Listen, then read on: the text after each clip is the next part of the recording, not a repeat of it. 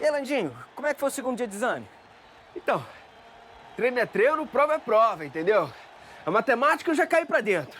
Já meti uma caneta na física, entendeu? A química, eu, matei no peito. E biologia, de cabeça, né?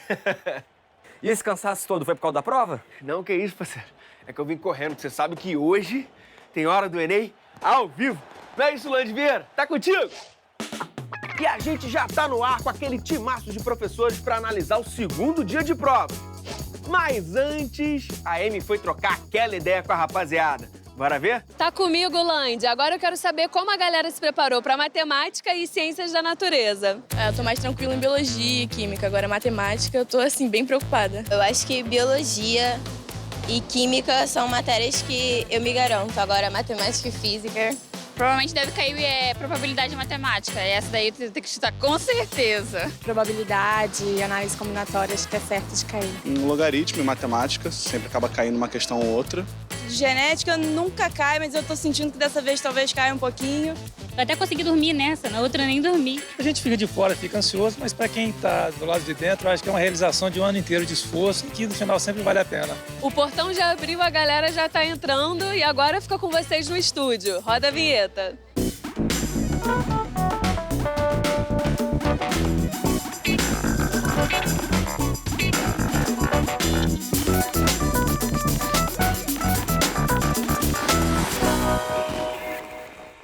Já estamos ao vivo na TV Escola e também no facebook.com/TV Escola. A partir de agora, a gente faz um mapa do que rolou nesse segundo dia de Enem, começando por matemática. Eu tô aqui com os professores Cristiano Marcel e Carol França. Professores, tudo bem? Bem-vindos. Tudo bem com vocês? Tudo certo? Certo. Tudo certo. Isso aí. Bom, e aí, o que vocês acharam da prova? Professor? Bom, continua sendo aquela prova que desafia o aluno em relação ao tempo. Então, trouxe questões realmente fáceis de fazer, em menos dos 3 minutos. Outras um pouquinho mais trabalhosas, que exigiam do candidato muita atenção, principalmente na conta com os decimais. Então, continua sendo aquele desafio do tempo. E as tendências confirmaram, professor? A prova contextualizada, enunciados grandes, as questões de logaritmo que a gente sempre comentou por aqui caíram, questões de modelagem, nada diferente do que acontecia nas outras provas, né? Estivemos aqui conversando sobre isso, nada muito diferente. As questões foram bem feitas e a prova está muito interessante de se fazer. É claro que continua sendo o fator tempo a dificuldade maior, né? Pois é, você falou, não teve muita diferença e tal, mas vem cá, surpresas rolaram? Teve surpresa, professora? Surpresa que teve interessante foi de matriz, né? Teve. Nunca tinha caído uma questão de matriz, né? Que envolvia... Sim. Que envolvia a definição de uma matriz, né? Então, o candidato ele tinha que interpretar a matriz conforme a linha coluna, né? O A e J. Então, Foi a questão 164 do caderno amarelo, só para Isso. galera se localizar. Essa mesma questão. Já havia caído uma questão de matrizes, né? Já havia caído, mas era uma questão sobre médias, não uma questão que envolvesse posicionamento dos elementos. Está na primeira linha, quarta coluna ou algo do tipo, nessa matriz que era uma matriz de 5x5. 5 linhas, 5 colunas, entendeu? Mas por que rolou esse estranhamento, professores? Porque não tinha caído, nunca tinha aparecido uma questão como essa, sabe? Fora do padrão, assim, da tendência. Nunca tinha caído uma questão como essa. Isso foi Entendi. coisa engraçada, né? Foi uma surpresa. Nem comentamos isso aqui em programas anteriores. A gente nem trouxe nesse conteúdo em si para não. conversar e tal. Tá até aparecendo na tela a questão, aí apareceu. Uma coisa, Pois é. pegou muita gente aí meio que despreparada, então? Não, mas digamos assim, as pessoas que fizeram o Enem passaram certamente pelo ensino médio no segundo ano, né? E no segundo ano do ensino médio é quando se vê essa parte da matéria. E, digamos assim, não é uma coisa muito difícil, sabe? Não é uma questão difícil, não é uma ela questão envolve difícil. só o conceito mesmo, a definição de matriz e a interpretação. Desde que ele interprete, né, a linha, o coluna, o que seria. Então, quem estudou, logicamente, estudou no segundo ano, ele vai conseguir resolver, se ele lembrar, né? Claro, sim. Entendi. Vem cá, foram questões mais interpretativas ou mais conteudistas? E aí? Variou, mas a mais interpretativa. Por exemplo, teve uma questão de lei da gravitação universal, que envolvia gráfico, né? Ele colocava lá, a função, ou digamos assim, a expressão, você tinha que identificar, até mesmo para ser mais rápido, atribuir valores, para você saber se F de A era menor que F de B, F de C. Ou seja, uma questão que demandava leitura. Teve a questão também da poesia, né, que ele teria que descobrir ali, tinha o fator da frequência, não da foi isso? frequência. Então, ele tinha que fazer uma leitura da tabela, uma leitura do texto bem apurada, para não deixar escapar nenhum detalhe. Então, essa habilidade da leitura, ela continua muito forte, assim, muito presente em toda a prova do Enem. Tanto para identificar as porcentagens, os dados matemáticos mesmo, como para identificar o que de fato fazer. Foi uma prova bem interdisciplinar, então. Eu diria contextualizada, bem Contextualizada. contextualizada, sim. Com várias Contextualizada, sim. aplicações, Bem matemáticas. contextualizada, né? Falou sobre uma questão boba, falando de percentual entre uma largura e uma altura de um triângulo, que você teria que somente olhar para a questão e falar assim, caramba, peraí, 8 e aqui 2, vamos fazer a comparação que ele dá no início. Não, se tem alguma coisa errada, tem que aumentar ou reduzir, é algo do tipo, mas... E a questão de log sempre dá trabalho, né, Sempre, cara? sempre. Sempre aquela questão que tu não sabe aquele cálculo. Você da- ganha tempo em umas questões Pra- para poder usar pra na poder questão usar de log. isso, por exemplo. Agora, professor, você separou a questão, é 145 da roda gigante, Sim. caderno amarela? É uma questão muito interessante. Ele fala da roda gigante, né? Quer dizer, se apenas tirássemos o texto da roda gigante, fôssemos direto para o gráfico, nós conseguiríamos resolver também. E ela define, por exemplo, ela está na tela, qual é o maior ponto, ponto máximo, ponto mínimo. Ou seja, se você pegasse cada uma das opções e aplicasse definição, ao máximo é o valor máximo do seno do cosseno é igual a 1 e o valor mínimo é menos 1. Se você aplicasse isso e entendesse também, curioso, né? A roda gigante, ela não fura o chão, né, e vai lá pelo subterrâneo, é claro, ela tem que estar suspensa. Sim. E suspensa em quanto? Aí 88, e aí, ou seja, ela tem que estar um pouco mais acima. Esse tipo de coisa, né? A gente chama de pegar o gráfico, suspender o gráfico, botar o gráfico, mas aí você soma aquela função, que é a translação e tal, essas coisas, entendeu? Professora, você também separou a questão? A questão, professora, que você separou? Eu cheguei a... Você Na verdade, a falou gente chegou a de- comentar várias a gente questões. comentou várias questões Essa do aqui, cilindro né? você tinha achado Tem bonitinha, a questão né? 170 é uma graça, Entendi. porque que é uma questão muito bem feita, ela envolve uma rotulagem de um cilindro e ela vai exigir do candidato aquela visualização que é do tridimensional para o bidimensional, que é uma competência que sempre o Enem exige. Aham. Essa a gente vai falar melhor até durante a semana, né, professora? A Com gente certeza. vai falar dela com certeza. Mas é uma questão muito, muito bem feita, muito bonitinha. Agora vem cá, caiu muito gráfico? Tabela? Alguns gráficos, sim. Tabela, sim. Tabela. Tabela. Olhar bastante. a tabela, olhar a tabela, interpretar a tabela, Sim. retirar os gráficos, registrar os dados daquela Trabalhar tabela. bem sim. com a tabela, não só fazendo aquela leitura dela, mas como trabalhar modelando dentro da própria tabela. Isso Entendi. também. Então, assim, caiu. essa habilidade era super necessária. Sim, sem dúvida. Estatística e probabilidade. Mediana, Sempre. caiu, probabilidade. Sempre. caiu, Várias sim. questões de média também. Um comentário que eu queria fazer é que, mais uma vez, o Enem insiste em colocar, não que seja errado, muito pelo contrário, mas é que não era comum isso há uns 2 ou 3 anos atrás. As respostas de combinação, ele não colocar o valor, ele não colocou... Ele não disse que foi 10, ele disse que foi a combinação de 5, 2 a 2, por exemplo. E ele coloca o C, o 5, 2, diferente do que ele fazia.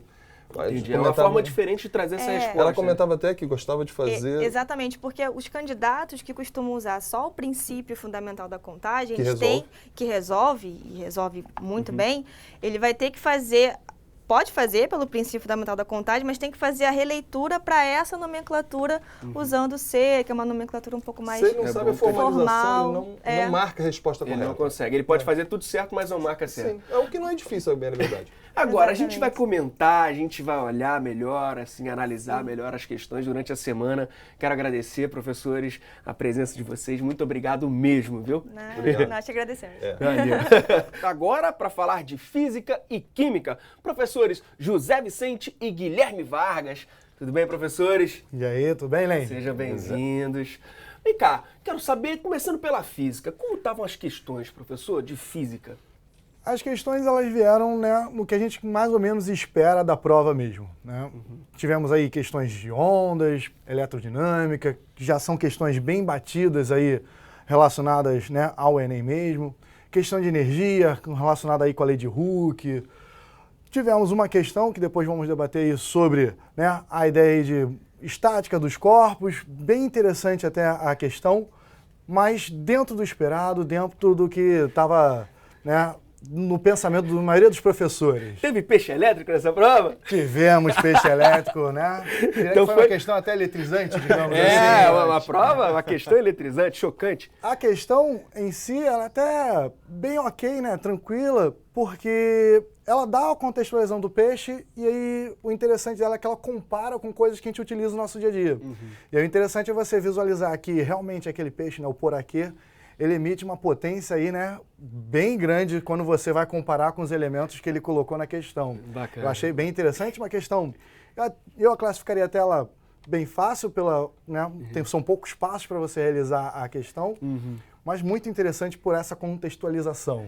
Agora, professor, química, como é que estavam as questões de química? A prova veio muito bem distribuída. A gente teve as questões de química geral, a gente teve questões de físico-química, a gente teve as questões de química orgânica, manteve o padrão, vamos dizer assim, que dentro das questões a gente teve questão envolvendo solubilidade de compostos, questão falando sobre sabão, a gente teve questão falando sobre termoquímica, a questão do carbonato de cálcio, que é bem comum na prova, ele cai bastante para a questão do pH do solo, então é bem comum. A gente teve questão falando sobre ligação química, Grafeno, tabela periódica, que a gente falou, questão sobre o grafeno, né, que a gente chegou a comentar aqui nos programas anteriores aí, falando sobre a hibridação do carbono, falando sobre a geometria. Então, de novo, assim, uma questão talvez que a gente vai dizer assim, não, nunca apareceu na prova, mas a estequiometria que a galera, mas foi uma questão que dessa vez o cálculo foi um cálculo bem mais simples do que normalmente o Enem cobra, mas manteve a questão do reagente em excesso, limitante, o rendimento, mas num contexto geral, a prova de química dentro dos padrões esperados. Perfeito. Professor José, bora ver a questão que você separou pra gente? Vamos sim, claro. Foi uma questão, assim, que eu diria, fora do esperado, porque sempre tem aquele material que você tá dentro da ponta fora da curva, né? Só para o pessoal se localizar, é 118 do caderno 118 amarelo. 118 do caderno amarelo, perfeitamente. É uma questão de estática dos corpos, né? Onde ele fala sobre tipos de alavanca. E aí os tipos de alavanca, infelizmente, eles não são tão comentados, né, dentro dos cursos. Mas você teria que ter um conhecimento aí daqueles 3 tipos de interpotente, interresistente, interfixa, fazer uma correlação pensando no momento de uma força, onde a ideia seria que a força é inversamente proporcional ao braço da força que você aplica. E aí é uma questão, né, bem interessante porque ela veio fora do que a gente estava acostumado a ver dentro das questões, né, da prova mesmo. E aí ela bem específica, né, professor? Bem específica, relacionado ao que a gente fala de estática dos corpos extensos. É um assunto que normalmente a gente comenta lá no finalzinho da aula sobre os tipos de alavanca. Eu acho muito interessante porque você traz para o dia a dia aquilo que você costuma colocar dentro de um quadro, dentro de bloquinhos, dentro de rampinhas, coisa e tal. E aqui eu acho que ela veio muito bem formulada aí, né? Uma questão que, claro, você tendo conhecimento desse detalhe, a pessoa consegue ir direto na resposta. Cai mais dinâmica e menos estática, né, professor? Cai mais dinâmica, menos estática, coisas relacionadas às leis de Newton, aplicações de forças, né? O que de repente essa força produz, acelerações, né? E aí, essa parte de estática realmente é uma coisa assim, relacionado, claro, a essa parte das alavancas, ponto fora da curva. Agora, professor Guilherme, e a de química, a questão que você separou, é 119, caderno amarelo? Questão 119, caderno amarelo. Essa questão, na verdade, é chamar a atenção que é um assunto que o Enem nunca cobrou. Está na matriz, está no programa, que é uma questão sobre tabela periódica. Olha aí. Então, é uma questão considerada até fácil, dentro da linha do que ele pedia, mas algo novo, algo que o Enem ainda não tinha cobrado em química geral. Essa questãozinha aí falando sobre tabela, até um texto muito legal falando sobre mitologia. Mitologia grega. Né? Mitologia grega, dando o nome dos elementos, né? Por que esses elementos são chamados hoje, como são. Então, assim, um texto muito legal, uma questão que eu achei muito bem feita, realmente que eu olhei e falei, caraca, pô, legal, a sacada foi muito maneira. Aquela questão bonita, né? Bonita, aquela questão que você fala, podia ser minha, né, essa questão.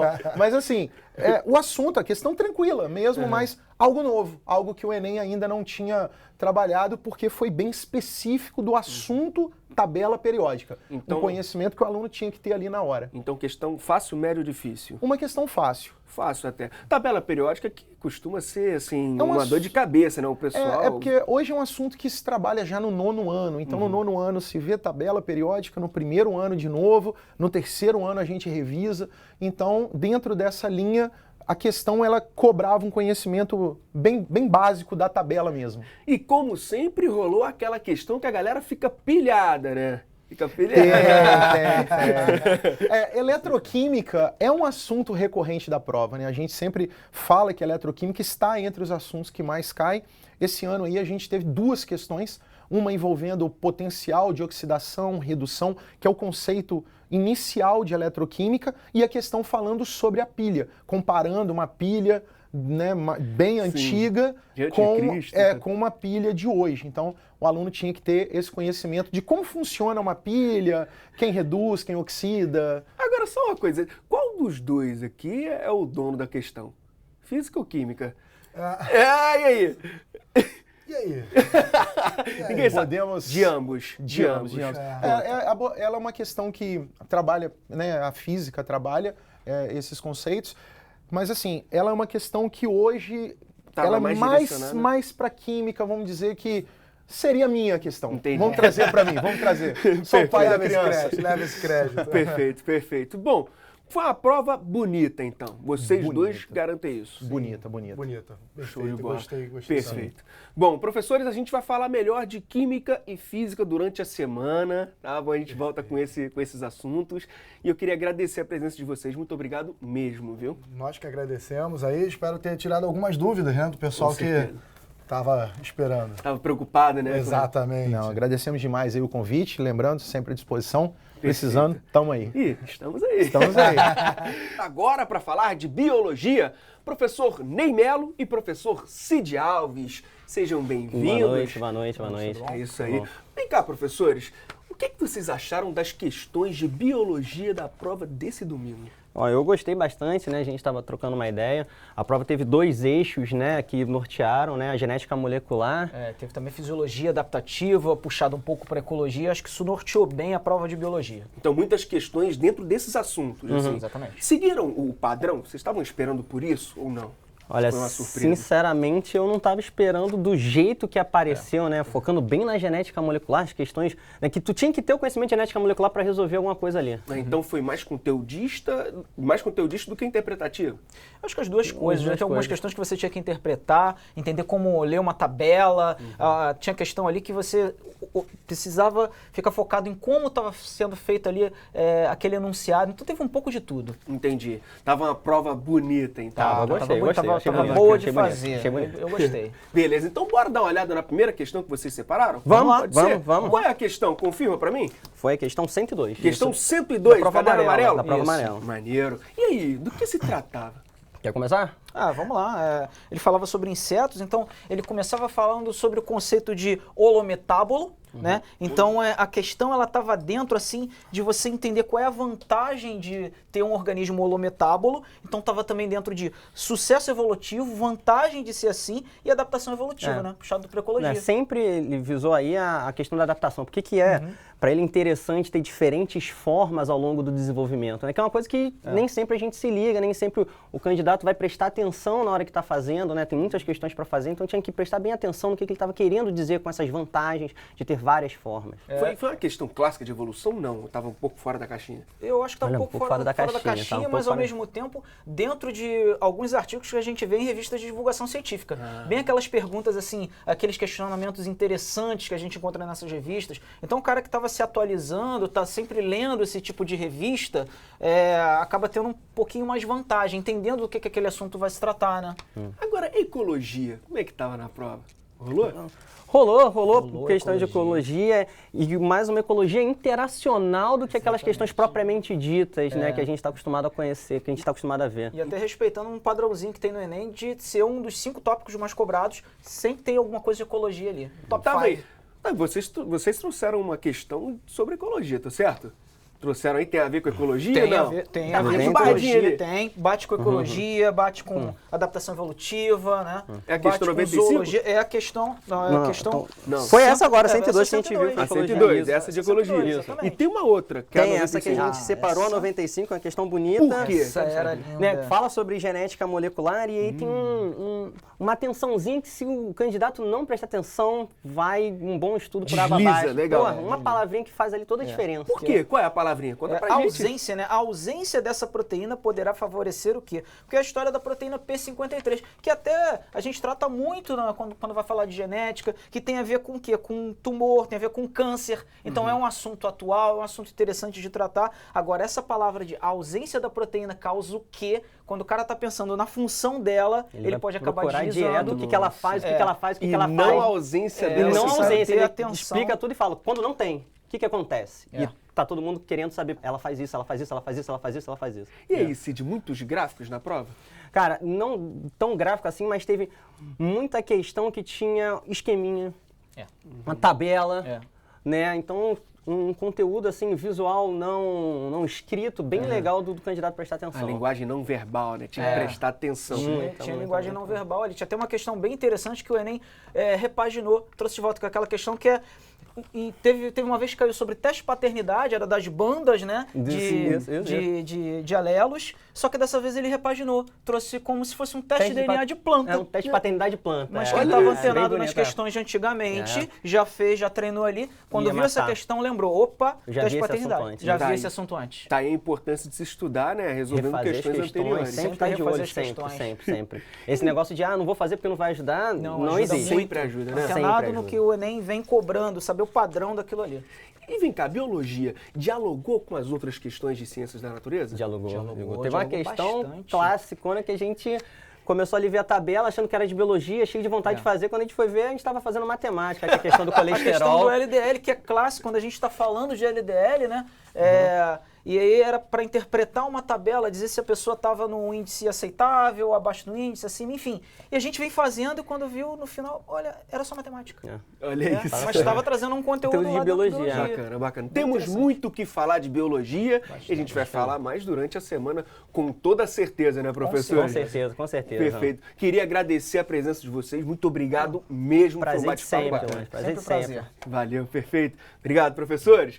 Bom, a gente fica por aqui, mas eu chamo de novo a nossa repórter, Emi. O que o pessoal achou desse segundo dia de Enem?